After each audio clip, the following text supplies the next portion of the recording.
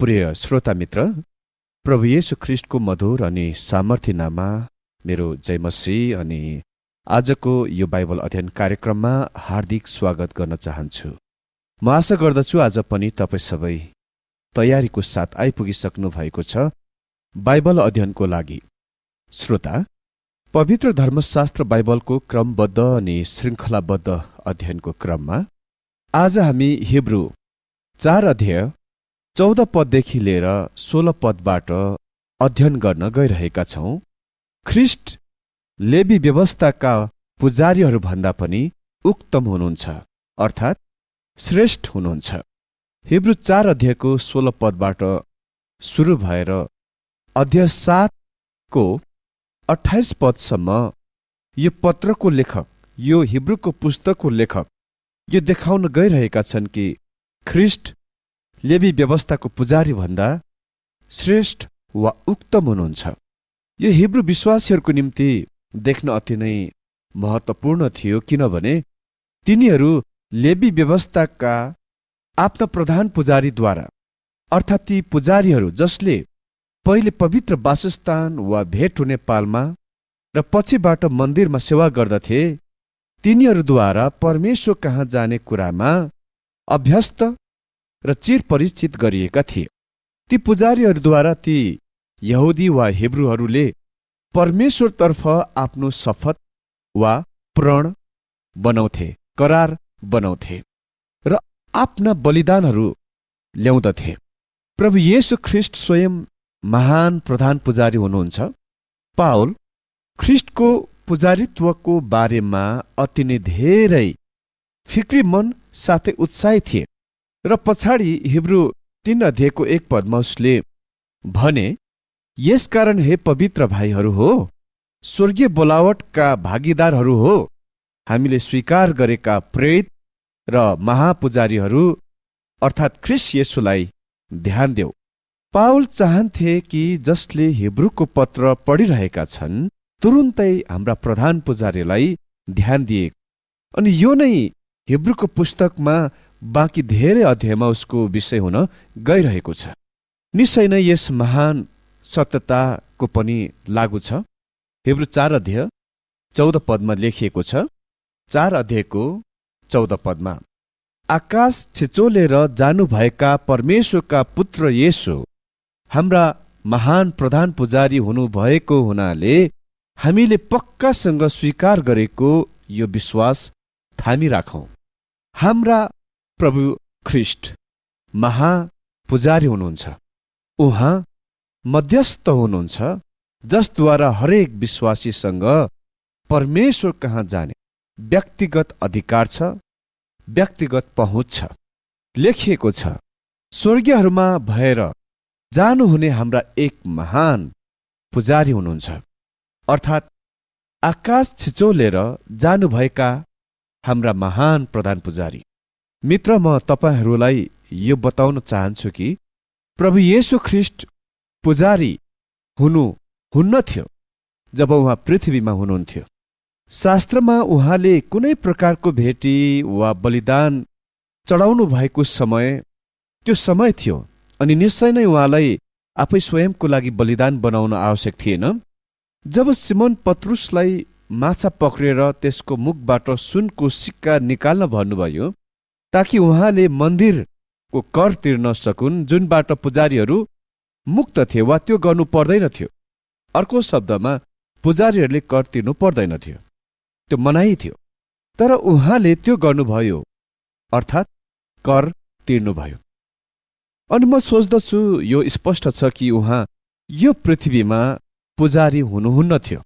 पुजारी बन्न तपाईँ हारुनको वंशबाट जन्मनु पर्ने थियो, अर्थात् लेवीको कुलबाट। प्रभु येशू यहुदाको कुलका सदस्य थिए। उहाँ पुजारीय वंशमा हुनुहुन्न थियो, उहाँ राजकीय वंशमा हुनुहुन्थ्यो। जब उहाँ यो पृथ्वीमा हुनुहुन्थ्यो, उहाँ परमेश्वरको निम्ति बोल्नलाई अगमवक्ताको वा भविष्यवक्ताको रूपमा आउनुभयो र उहाँ स्वर्गीयमा एक पुजारीको रूपमा परमेश्वरको सामुने हामीलाई प्रतिनिधित्व गर्न पुनः फर्किजानुभयो। उहाँ पुजारी तब बन्नुभयो जब उहाँ स्वर्गीयमा जानुभयो। उहाँ यहाँ पृथ्वीमा हामीलाई बचाउन, उद्धार गर्न मर्नुभयो र उहाँ त्यहाँ स्वर्गीयमा हामीलाई निरन्तर बचाइराख्न जीवित हुनुहुन्छ। यो सत्य हो कि जब उहाँ यहाँ पृथ्वीमा हुनुहुन्थ्यो, उहाँले आफै स्वयंलाई क्रुसमा अर्पण गर्नुभयो, क्रुसमा दिनुभयो र त्यो पुजारीको काम हो र तपाईँ र मलाई प्रतिनिधित्व गर्न, पुजारी बन्न उहाँले तबसम्म पर्खनु परेको थियो जबसम्म उहाँ स्वर्गीयमा फर्केर जानु भएन। ख्रीष्टसँग 3 प्रकारका कार्यभार वा पद छ। पहिलो, उहाँ भविष्यवक्ता, अगमवक्ता हुनुहुन्थ्यो जब उहाँ करिब 2000 वर्ष पहिले पृथ्वीमा आउनुभयो। यो अतीत वा भूत हो। अनि दोस्रो पद, आज पुजारी उहाँ हुनुहुन्छ, त्यो चाहिँ वर्तमानको लागि हो। र तेस्रो, उहाँ कुनै दिन राजाको रूपमा शासन गर्न आइरहनु भएको छ, त्यो चाहिँ भविष्यको लागि हो। र उहाँले ती 3 महान कार्यभार वा पदको ओगट्नुहुन्छ र उहाँ यो हिब्रूहरूको निम्ति महान विषय हुनुहुन्छ। पद 14 को अन्तिम खण्डमा लेखिएको छ, हामी आफ्नो अंगीकारलाई बलियो गरी पक्रिराखौं, अर्थात् हामीले पक्कासँग स्वीकार गरेको यो विश्वास थामिराखौं। वास्तवमा लेखक यो गर्न हामीलाई आज्ञा गर्दछन्। यो कुराको ध्यान दिनुहोस् कि लेखक यो भन्दैनन् हामी आफ्नो उद्धारलाई बलियो गरी पक्रिराखौं, थामिराखौं। उनी हाम्रो उद्धारको बारेमा यहाँ कुरा गरिरहेका छैनन्, तर हाम्रो साक्षी र हाम्रो गवाही दिने कुराको बारेमा कुरा गरिरहेका छन्। उनी ख्रीष्टको लागि हाम्रो जीवन यापनको बारेमा बोलिरहेका छन्। ख्रीष्ट हामीलाई बचाउन मर्नुभयो र उहाँ स्वर्गीयमा हामीलाई बचाइराख्न र हामीलाई असल साक्षी दिन, योग्य बनाउन जीवित हुनुहुन्छ। कोही कोही मानिसहरू भन्दछन्, म मसीह जीवन जिउन सक्दिन, यो कठिन छ, गाह्रो छ। मित्र, तपाईको निम्ति मसँग समाचार छ। यो सत्य हो कि तपाईँ मसीह जीवन, विश्वासी जीवन जिउन सक्नुहुन्न र परमेश्वरले तपाईलाई कहिले पनि मसीह जीवन जिउन भन्नुभएको छैन। म यस कुरामा धन्यवादी छु कि उहाँले कमसेकम मलाई त्यो गर्न भन्नु भएन, किनभने मैले यसको कोसिस गरेँ र यसले कति पनि काम खाएन। यो हामी आफ्नै सामर्थ्यमा, शक्तिमा, योग्यतामा गर्न सक्दैनौँ, तर उहाँ यही भन्नुहुन्छ, हामी यो उहाँद्वारा जीवनयापन गर्न सक्छौँ। उहाँद्वारा। उहाँ माथि स्वर्गीयमा हुनुहुन्छ ताकि हामी हाम्रो अंगीकारलाई, विश्वासको स्वीकारलाई थामिराखौं र हाम्रो साक्षीलाई थामिराखौं। जब हामी 11 अध्यायमा आउँछौँ, हामी विश्वासका वीर वीरङ्गनाहरूको बारेमा देख्नेछौँ, तिनीहरूको बारेमा पढ्नेछौँ, जुनले देखाउँछ कि विश्वासले सम्पूर्ण युगमा मानिसहरूका जीवनमा के कस्तो काम गरेको छ। त्यहाँ सूचित गरिएका सबैसँग असल साक्षी थियो।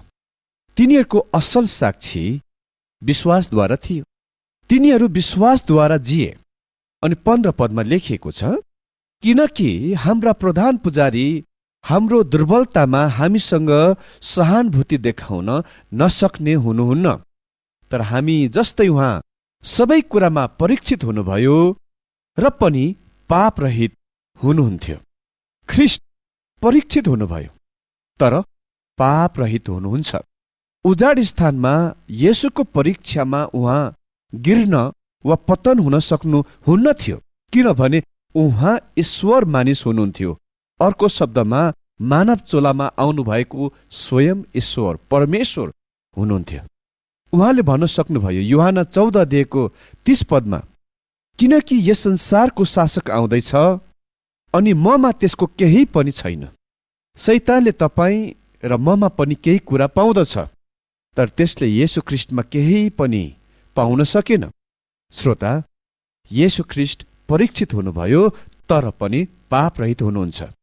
उहाँ परीक्षामा गिर्नु भएन, लड्नु भएन, पतित हुनु भएन। हजुर, उहाँ परीक्षित हुनुभएकोले गर्दा उहाँ जान्नुहुन्छ कि हामी कस्तो महसुस गर्दछौँ, हाम्रो दिलमा, हाम्रो हृदयमा के बितिरहेको छ। हामीसँग महापुजारी, प्रधान पुजारी हुनुहुन्छ, जसले हामीलाई हाम्रा व्याथाहरू, हाम्रा कुराहरू बुझ्नुहुँदछ। मैले सधैँ यो महसुस गरेँ कि इस्रायल राष्ट्रको लागि हारूनको मृत्यु एक अर्थमा मूसाको मृत्युभन्दा ठूलो महत्त्वको कुरा थियो। हारून ती इस्राएलीहरूका महापुजारी थिए, प्रधान पुजारी थिए। धेरै इस्राएलीहरू हारूनसँग हुर्के बढे र केटाकेटी हुँदा उसँग खेले र उसँग उजाड स्थान मरुस्थलको यात्रामा गए। तिनीहरू हारून कहाँ गएर भन्न सक्थे, हेर हारून, मैले यो फल्ना फल्ना गरे र मैले त्यो नगर्नु पर्ने थियो र मैले आफ्नो बलिदान ल्याएको छु यहाँ। अनि हारून तिनीहरूसँग सहानुभूति देखाउन सक्थे। उसले जान्दथ्यो कि तिनीहरूले के महसुस गरे, तिनीहरूको जीवन के कस्तो छ, तिनीहरूका हृदयमा के गुजरिरहेको थियो। उनी एकदमै राम्रो जान्दथे। तर जब हारून मरे, म कल्पना गर्दछु कि तिनीहरू यस कुरामा विचलित भए, यो सोच्दै कि त्यो हारूनको छोरा नयाँ प्रधान पुजारीले तिनीहरूका हृदयको व्याथाको, हृदयको धड्कनको बुझ्न सक्छन् या सक्दैनन्। के उनी सहानुभूति देखाउन र सहायता गर्न योग्य हुन्छन्? हामीसँग महापुजारी, प्रधान पुजारी हुनुहुन्छ, जो सधैँ उपलब्ध हुनुहुन्छ र उहाँले हामीलाई बुझ्नुहुन्छ, हाम्रो भावनाको बुझ्नुहुन्छ, किनकि उहाँ स्वयं यस संसारमा सबै परीक्षामा भएर गुजरिनुभयो। उहाँ जान्नुहुन्थ्यो कि भोका, प्यासा, तिर्खा भनेको के थियो। उहाँ जान्नुहुन्थ्यो कि दुःख, कष्ट, पीडा के थियो। उहाँ जान्नुहुन्थ्यो कि हृदय टुटिनु के थियो। तपाईलाई थाहा छ, येशू रुनुभयो। भनिएको छ 15 पदमा, किनकि हाम्रा प्रधान पुजारी हाम्रो दुर्बलतामा हामीसँग सहानुभूति देखाउन नसक्ने हुनुहुन्न, तर हामी जस्तै उहाँ सबै कुरामा परीक्षित हुनुभयो र पनि पाप रहित हुनुहुन्थ्यो। हेर्नुहोस् यहाँ, अनि 16 पदमा लेखिएको छ, यसकारण साहससँग अनुग्रहको सिंहासन नजिक जाऊ र खाँचोको समयमा सहायता पाउनलाई कृपा र अनुग्रह प्राप्त गर्न सकौं। लेखिएको छ, यसकारण हामी साहससँग अनुग्रहको सिंहासनको नजिक जाउँ। हामी प्रभु येशू ख्रीष्टसँग स्वतन्त्र रूपमा, आजादी रूपमा, बिना डर, बिना भय, बिना संकोच बात गर्न सक्छौं। म उहाँलाई ती कुराहरू भन्छु जुन कुरा म तपाईलाई भन्न सक्दिनँ। उहाँले मलाई र मेरो भावना बुझ्नुहुन्छ। उहाँ मेरो कमजोरीको, दुर्बलताको जान्नुहुन्छ र मेरा तमाम कुरा उहाँलाई म बताउँछु। मलाई कुनै डर छैन, भय छैन, शर्म छैन त्यसको लागि। म उहाँसँग अति नै खुला हृदयसँग हुन सिकेको छु। म उहाँलाई ती सारा कुरा बताउँछु जुन मेरो हृदयमा छन्। म मेरो हृदय उहाँको सामने उदाङ्गो पार्न सक्छु। त्यसकारण हामीले प्रार्थना गर्दा प्रयोग गरिएका सुन्दर शब्दका प्रार्थनाहरू र अति नै आत्मिक सुनिने प्रार्थनाहरू उहाँको निम्ति त्यति धेरै आकर्षक वा प्रभावशाली छैनन्। विशेष गरेर जब हामी हाम्रा हृदयहरूमा र जीवनहरूमा भएका पापहरूलाई छोपछाप गर्न प्रयत्न गरिरहेका हुन्छौँ।